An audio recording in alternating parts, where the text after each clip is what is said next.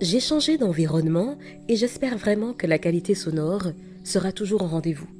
Si toutefois ce n'est pas le cas, n'hésitez pas à me le dire en commentaire et je veillerai à faire les ajustements nécessaires pour que votre expérience sur cette chaîne soit toujours qualitative. Mais pour revenir au sujet du jour, avez-vous déjà considéré que votre plus grand obstacle n'est peut-être pas votre manque de confiance en vous, mais certains comportements que vous répétez depuis si longtemps que ces derniers vous semblent aujourd'hui parfaitement normaux? Aujourd'hui, articulation. Parfaitement normaux? Y avez-vous déjà pensé? Parce que, non vraiment, souvent on se dit, non mais quand j'aurai plus d'argent, ma vie changera. Quand, quand mon partenaire idéal arrivera sur son cheval blanc pour me sauver la vie, ma vie changera. On pense qu'on a besoin de plus de temps. Mais à bien y regarder, en tout cas ce que j'ai observé chez les personnes que j'accompagne, c'est que leur vie change rarement avant que leur comportement ne change. Votre vie change rarement avant que votre comportement ne change. Et oui, je sais que ce n'est pas toujours agréable à entendre. Parce que ça signifie que certaines habitudes qui vous rassurent aujourd'hui sont peut-être précisément celles qui vous empêchent d'avancer. Et je ne vous dis pas cela pour vous faire culpabiliser, au contraire. C'est une excellente nouvelle, parce que ce qui révèle de votre comportement est aussi ce sur quoi vous avez le plus de pouvoir. Merveilleux, non? Commençons par un comportement extrêmement répandu. Cher ami, vous vous expliquez beaucoup trop. Au lieu de dire simplement « je ne pourrai pas être présente », eh bien, vous ajoutez immédiatement 5 minutes 55 d'explication.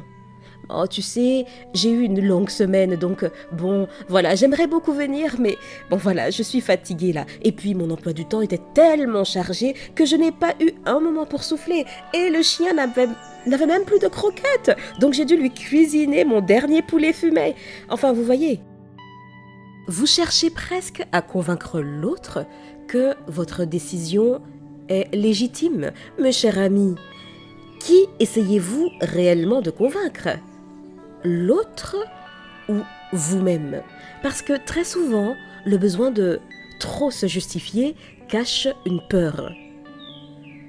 La peur d'être mal comprise, la peur de décevoir, la peur d'être rejetée. Pourtant, une personne sûre d'elle communique clairement. Et puis, elle passe à autre chose. N'en déplaise. Elle comprend que toutes ses décisions n'ont pas besoin d'être plaidées comme devant un tribunal. Plus vous cherchez à convaincre les autres que vous avez le droit d'exister, tel que vous êtes, eh bien, plus vous leur donnez le pouvoir de décider si ce droit vous est accordé ou pas. Autre comportement très fréquent, c'est que vous cherchez constamment l'approbation. Vous demandez l'avis de tout le monde, y compris de celles et ceux qui ne connaissent absolument rien de vous ni de votre domaine, avant d'agir. Vous publiez quelque chose et puis vous regardez instantanément, compulsivement les réactions. Vous changez d'opinion selon les personnes présentes et vous devenez anxieuse dès que quelqu'un n'est pas d'accord avec vous. La validation extérieure agit un peu comme une récompense immédiate. Donc pendant quelques instants, elle va calmer vos doutes, oui, mais seulement pendant quelques instants. Et ensuite, il vous faut encore et encore une nouvelle dose. C'est un peu comme boire de l'eau salée. Plus vous en consommez, plus vous avez soif. Et puis, rien que d'y penser, la véritable confiance, ce n'est pas être approuvé par tout le monde. C'est quasiment impossible de toute façon. C'est rester aligné avec vos valeurs, même lorsque tout le monde n'applaudit pas. Et puis, qu'on se le dise, non, tout le monde n'applaudira pas. Ensuite, parlons des conversations difficiles. Et combien de fois vous vous êtes dit « Ah non, ce n'est pas le bon moment. Non, mais je verrai plus tard. Non, non, mais je préfère éviter le conflit, tu comprends? Alors, vous vous taisez, vous laissez passer. Vous espérez que le problème disparaîtra tout seul. Et spoiler, ça n'arrive quasiment jamais. Les problèmes ignorés ont tendance à grandir, pas à disparaître d'eux-mêmes, non, à grandir et grandir et puis à nous exploser au visage au moment où on s'y attend le moins. Vous savez de quoi je parle, hein? Vous savez. Ce qui n'est pas exprimé finit souvent par se transformer en ressentiment, en distance et parfois même en rupture. Et ce, qu'il s'agisse d'amitié, de famille, de couple, de relations professionnelles. On parle ici de relations humaines. Une conversation difficile que vous menez aujourd'hui, malgré l'inconfort, eh bien, ça évite parfois des mois de souffrance ensuite, après coup.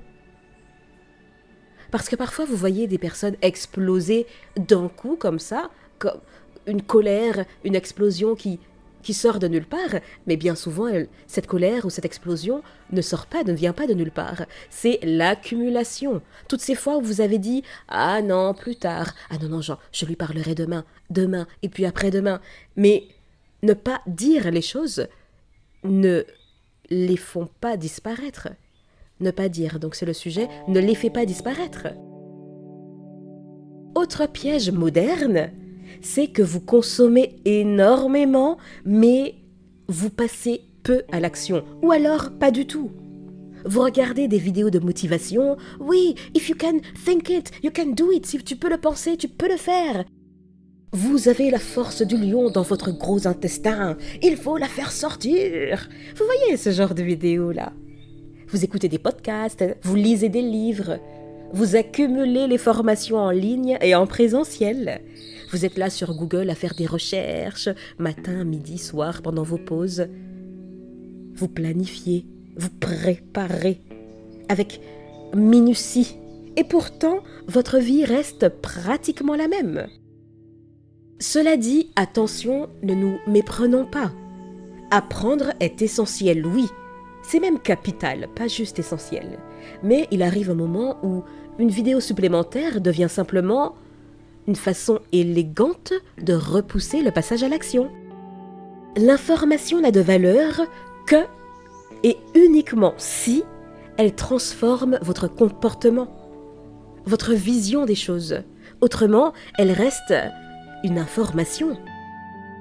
Parlons aussi de cette habitude qui consiste à chercher un responsable à tout ce qui vous arrive.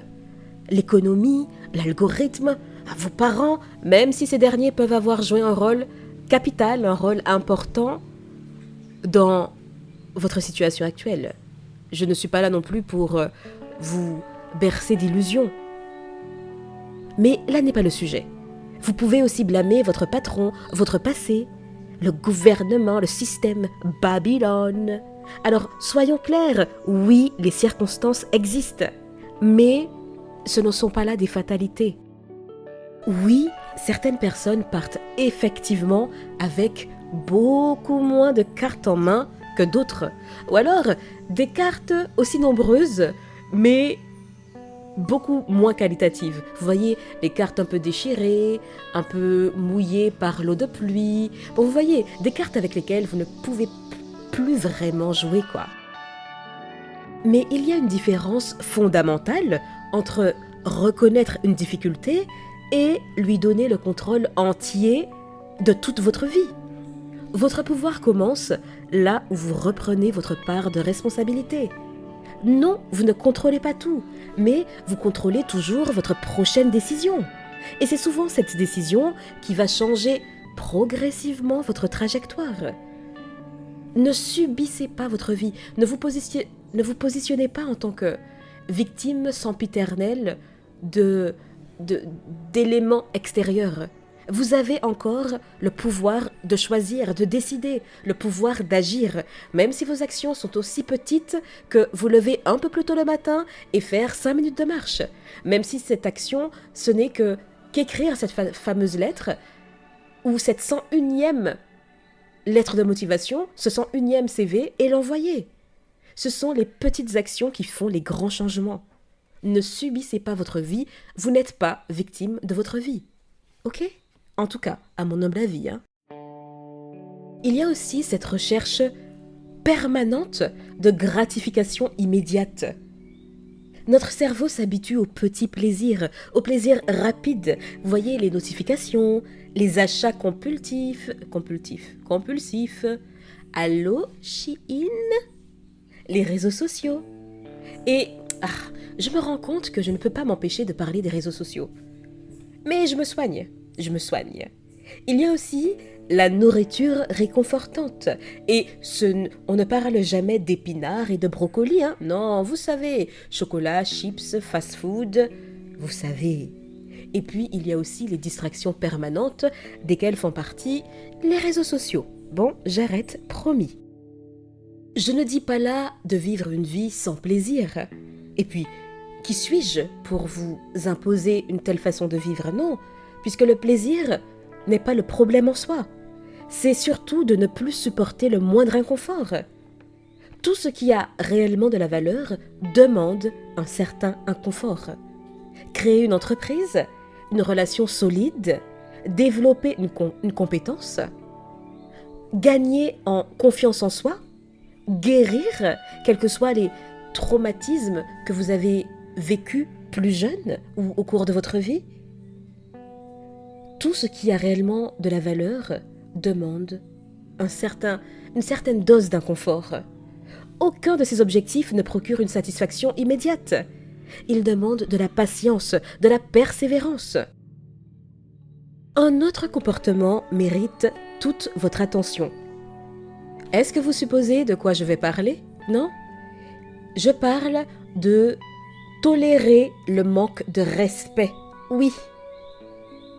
On vous manque de respect? Vous minimisez, vous plaisantez, vous dites « Ah, mais ce n'est pas grave. Hein. Non, mais elle est comme ça. Non, je vais laisser passer. Hein. » Une fois, et puis 2 fois, et puis 10 fois. Et lentement mais sûrement, vous envoyez un message autour de vous. Un message qui dit « Voilà ce que j'accepte. Oui, vous pouvez marcher sur mes pieds, vous pouvez me manquer de respect. C'est open bar. » Mes chers amis, les limites, ce ne sont pas une preuve d'agressivité.